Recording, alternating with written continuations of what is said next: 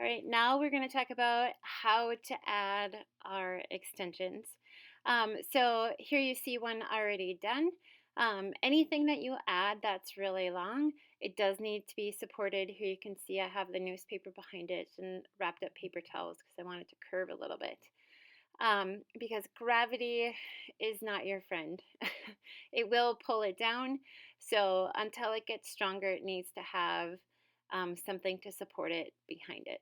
Okay, so let's talk about how do you add clay. So you could just push it, but that is not structurally sound. When it is wet, it'll stick. By the way, you need to scratch both sides. Here you see I'm scratching the clay and then add water. And then now I'm just going to smooth it. So that is the 3 steps where you have to scratch both sides, you add water, and then you smooth the seams. So the seams are where both of the clay will meet. Again, I'm going to support this one. It isn't structurally sound yet. I do have to blend the other side, but I'm going to wait a little bit. So if you do make a mistake, my ear was a little too high, so I'm just going to lower it. Not a big deal. I'll just scratch both sides, add water. The clay is super wet right now, so it's easy to take it off and to reattach it. It's not a big deal. So we like it wet just so that you can kind of mold it, but it is floppy. It's not as strong at this stage. So that is how you add clay. You want to scratch both sides, add water, and then smooth it. So more needs to happen to make it more structurally sound, but for now, until it can firm up, this is good enough. Okay, so we're going to move on to now talking about coils because you want to be able to add more detail to your piece. Now remember, you have to cut away. And you have to make sure that you're adding on clay, and you also need to balance your effort, right? So I'm going to move this off to the side, and we're going to start talking about how to build and make coils. So think of it like when you used to play with Play-Doh. So all you're doing is using your fingers, and you're just rolling the clay up and back with your fingers. You want to try to keep the coils consistent. I want mine a little thinner. So I'm going to add it. I need to scratch both sides, and just like you would to attach your extensions, it's exactly the same thing. You're going to scratch both sides, add water, and then smooth it. Now, when you're doing coils, it's usually your detail work sometimes for the coils, especially when you go smaller. It's really hard to smooth the edges.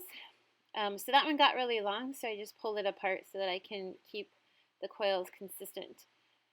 So when you need to smooth out your seams, if your fingers don't fit because you have detail work, you can use your blender and you can use a paintbrush. So you'll see that when I'm adding the coils.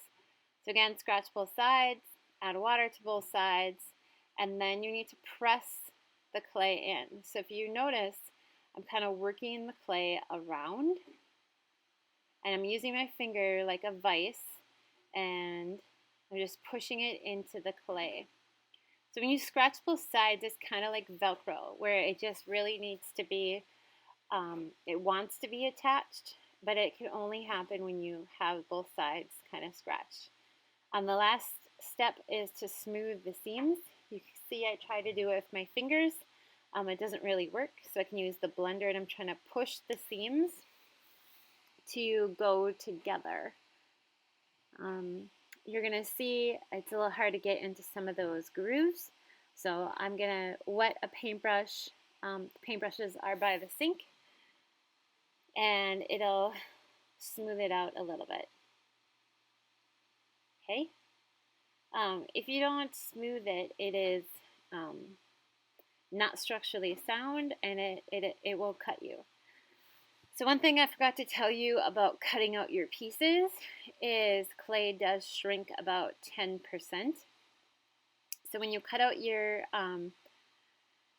anything in the clay, you want to make it a little bit bigger than you think. So here I'm adding on some decorative details.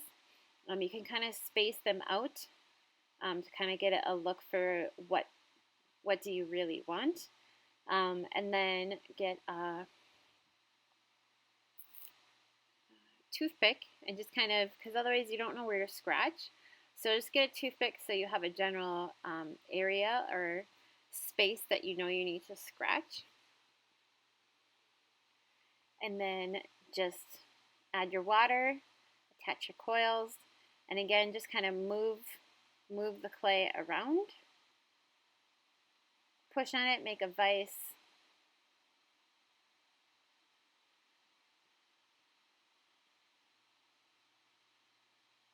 And this will be structurally sound. If you run out, not a big deal, just add a little bit more. Sometimes when you're smoothing it and moving it around, it does become bigger. So not a big deal, you just pull off what you need.